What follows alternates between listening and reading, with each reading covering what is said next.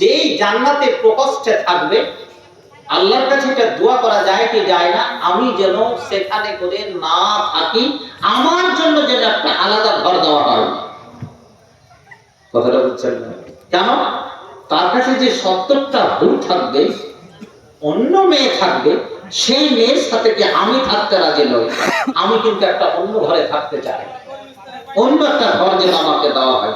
আমার পুরুষ জান্নাতে যাবে, অসুবিধা নেই, আমি জান্নাতে যাবো, সেটাও কিন্তু অসুবিধা না, কিন্তু একটাই জান্নাতের ভিতরে আমার স্বামী থাকবে, আমি থাকবো, আর ওইদিকে 70টা হুর থাকবে, এটা কিন্তু মেনে নিতে পারছি না। এটা দোয়া আল্লাহর কাছে করা যায় কি যায় না? তাহলে চিন্তা করেছেন মেয়েটা কত প্রশ্নটাকে সাজিয়ে গুছিয়ে বলেছে, বুঝতে পারছেন?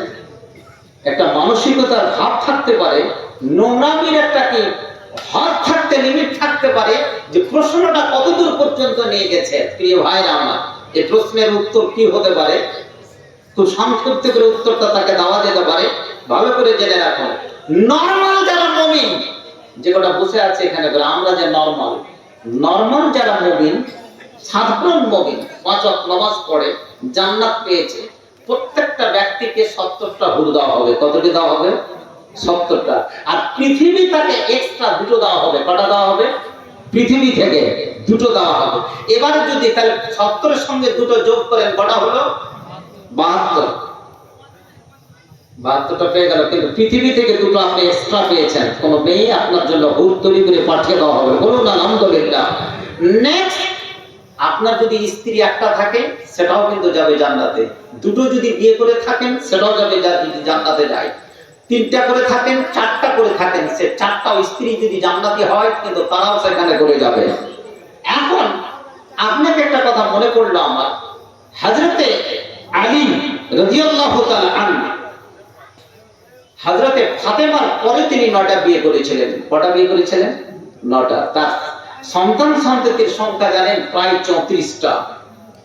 হযরতে আলীর সন্তান সন্ততির সংখ্যা 34টা।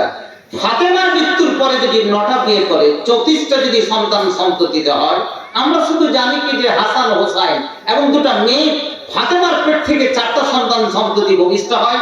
হযরতে ফাতেমার পেট থেকে একটা হাসান এবং হোসাইন নবীর নাতি বলে আমরা জানি। আরেকটা 2টো মেয়ে, উম্মে কুলসুম এবং যায়নাব, এরা যে কি ভূমিষ্ঠ হয়েছে পৃথিবীর মাটিতে। এবারে চিন্তা করুন, হযরতে আলী যদি জান্নাতে যায়, তাহলে তার যে 9টা স্ত্রী জান্নাতে যাবে কি যাবে না? যাবে না? যদি জান্নাতি হয়, নিশ্চয়ই জান্নাতে যাবে। এবারে আপনাকে প্রশ্ন করছি, আপনার কাছে কি উত্তরটাকে নিয়েছি, নরমাল যদি কোনো মেয়ে বা কোনো পুরুষ যদি জান্নাতে যায়, তাহলে তাকে 70টা এবং 2টা পৃথিবী থেকে 2টো, তাহলে 72টা হলো। এবং তার স্ত্রী যদি 1টা 2টা 3টা 4টা থাকে, সেটাও যদি যায়, সেখানে করে যাবে। আহা, চিন্তা করেছেন? তাহলে নরমাল মুমিন ছাড়া বলা হয়েছে, ওই মুমিন যদি অতিরিক্ত ভালো মুমিন হয়, তাকে কত হুর দেওয়া হবে তার কোনো শেষ নাই। কোন রাওয়ায়াতে বলা হয়েছে 100, কোন রাওয়ায়াতে বলা হয়েছে 700, কোন রাওয়ায়াতে বলা হয়েছে 800, কোন রাওয়ায়াতে বলা হয়েছে 1000 পর্যন্ত হুর দেওয়া। বলুন আলহামদুলিল্লাহ। জোর করে আলহামদুলিল্লাহ পাঠ করা যায় না, বিনা ভাষায় হুর পাওয়া যাবে? বলুন আলহামদুলিল্লাহ। কোথায় পাওয়া যাবে এটা হুর? শামসির বাজারে? জান্নাতে। জান্নাত আমরা সবাই পাবো তো? বলুন সকলে ইনশাআল্লাহ পড়ুন। যদি জান্নাত যদি পেতে চান, সেখানে করে যদি আমরা যাই, তাহলে এগুলো পেতে পারি। তাহলে ওই মেয়েটার উত্তরটা কিন্তু এখনো হয়নি। মেয়েটা কিন্তু উত্তর এখনো শুনছে। কি? শোনো, যে 2টো স্ত্রী বা 3টা স্ত্রী কাউরি থাকবে, একজন স্ত্রী, এই স্ত্রীর সংখ্যাকে, এই স্ত্রীর সৌন্দর্যকে, মাওলানা উত্তর দিচ্ছেন, স্ত্রীর সংখ্যাকে, স্ত্রীর সৌন্দর্যকে এত সুন্দর করে দিবেন, এত সুন্দর যে কোটি কোটি সুন্দর হবে। এবং যতগুলো হুর দেওয়া হবে, সমস্ত হুরগুলো থেকে তার সংখ্যা, তার সবচেয়ে মর্যাদা সবচেয়ে বেশি হবে, সে সবচেয়ে সুন্দরী হবে। এবারে ওই স্ত্রীটা ওই পুরুষের সঙ্গে থাকবে কি থাকবে না? থাকবে না? এখন দেখলো তো এটা তো অসম্ভব। তখন তো 70টার কথা শুনেছি, এখন বলছে মূল্য হিসাবে 100টা থাকবে, আর 70টা 700 থাকবে, 500 থাকবে, অসম্ভব হয়ে যাবে না?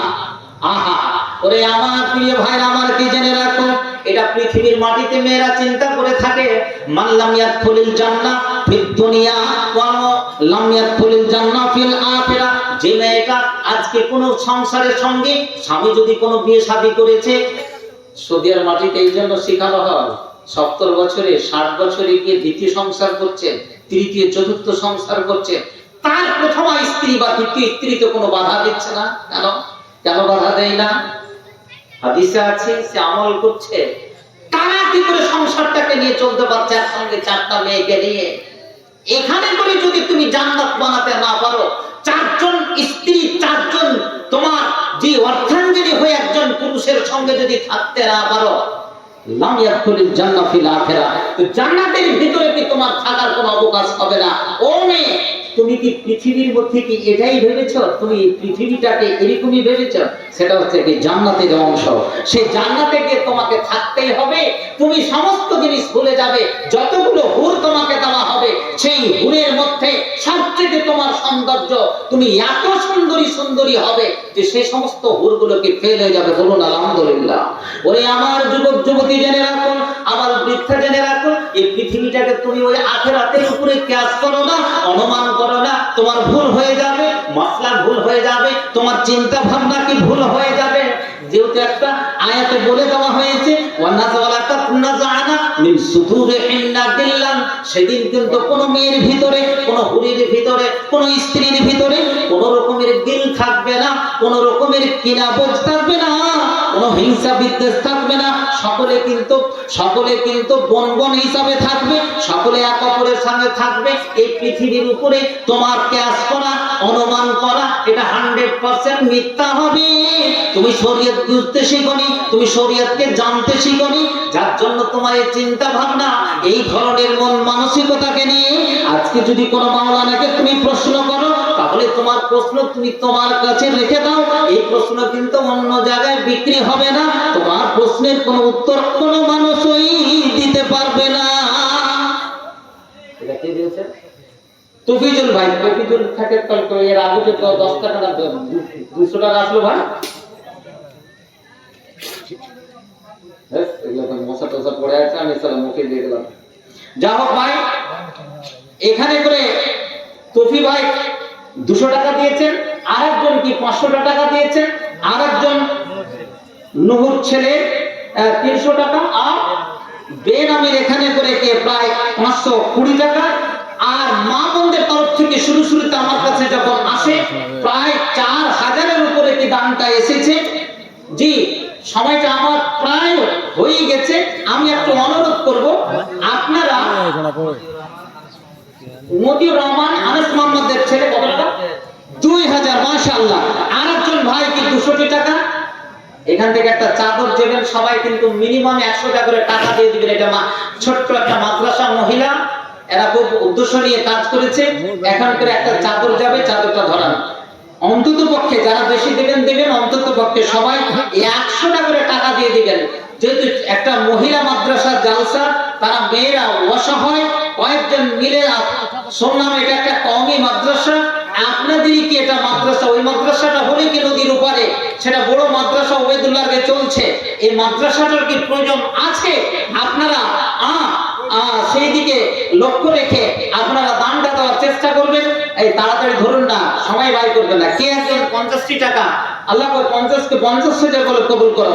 আরেকজন 65 টাকা, আরেকজন 160 টাকা। একজন ভাইরা, জি আল্লাহ এই দানকে তুমি লক্ষ দান বলে কবুল করো, তার উদ্দেশ্যকে তুমি পূর্ণ করো। আমিন আমিন। প্রিয় ভাইরা আমার, কথাগুলো কি বলতেছিলাম, এই চাদরটা আসা